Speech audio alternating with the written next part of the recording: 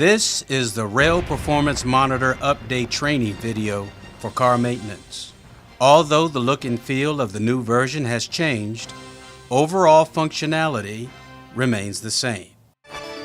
Please note, this video was created with a pre-production version of software. You may see information on screen that will not be present in the production version. The Rail Performance Monitor application, or RPM, provides a graphical representation of the physical location of rail cars and their statuses in real time. For car maintenance, the new version of the RPM application has changed in the following areas. 1. The home screen. 2. The yard and terminal display. And 3. Changing the status and viewing the list of menu options for rail cars. A view of the home screen of the new user interface gives an idea of the flexibility of the new RPM application.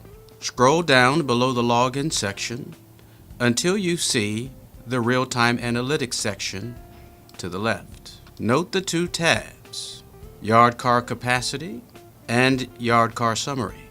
The Yard Car Capacity tab displays a line graph of each yard's car capacity. Hovering over each dot provides a text of the information. The Yard Car Summary tab is the most useful for car maintenance. It displays the status of rail cars in all yards simultaneously. The Yard Car Summary chart legend is clickable and allows you to choose any or all of the 3 status selections. For example, if you want to see the total out of service only, click on Out of Service. And note only out of service cars are displayed. Information is also available by hovering over each individual bar on the graph. The same can be done for the other statuses. Keep in mind that all of this can be seen without logging in. To the right of the real-time analytics section is the car maintenance trends. Currently, it provides a list of each series rail car, PI, and mod maintenance in the different yards. At the bottom of the page, you will find a Google map, and it has been included as part of the upgrade.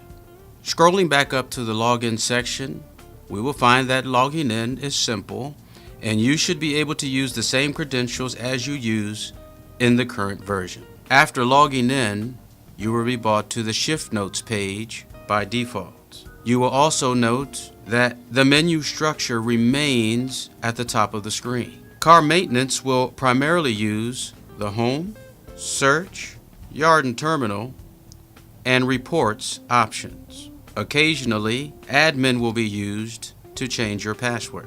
Let's take a look at New Carrollton Yard by left-clicking the Yard and Terminal and by left-clicking on New Carrollton Yard.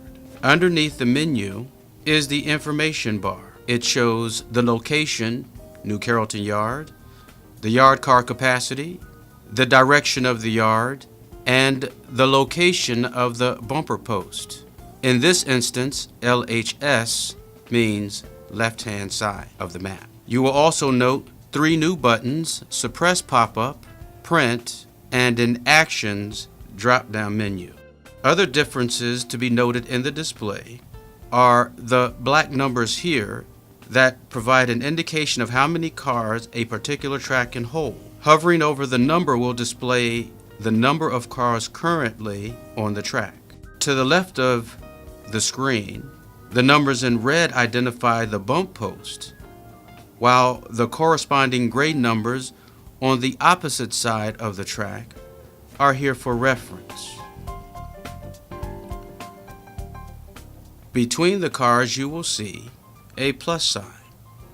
This shows that car pairs are coupled together. To the bottom right of the screen, you will see the shop track area. And for shops where there is a wheel lathe, blow pit, and car wash, the cells occupying these locations will be outlined in blue. Also, moving the pointer over the cell will display its designation. The shop area cells have a black border, as indicated here. To view the track release menu, left-click on the blue snowflake and follow our current process for releasing cars on a track or assigning not release to all cars on the track.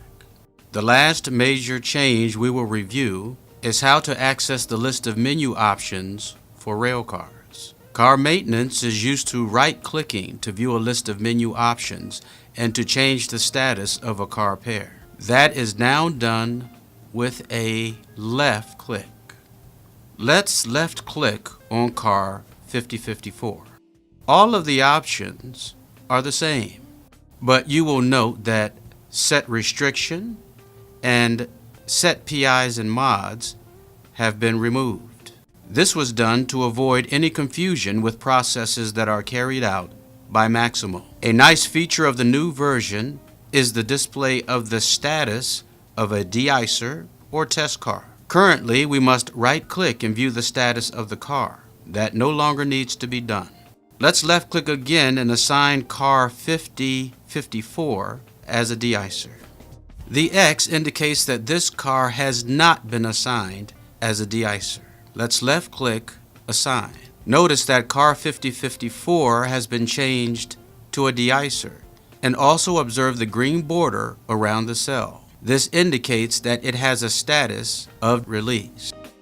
Let's left-click again on car 5054. Left-click on de-icer and notice the green check. The green check means that it has been assigned as a de-icer. Left-click Unassign, and now car 5054 has been unassigned as a de-icer. We follow the same process for assigning and unassigning a test car. We will use car 5054 as our test subject again by left-clicking. Left-click on Test Car, note the red X, and left-click on Assign. Car 5054 is now a test car, and notice the green border showing it's released. If we want to change the status of car 5054, left-click on Set Status, and we choose Out of Service. Left-click on Save. Car 5054 is still a test car, but note the red border to indicate the change of status to Out of Service. We hope that this training video will assist you in the transition from the old RPM version to the new version. Should you have any questions that were not addressed in this video, please contact your department's subject matter expert.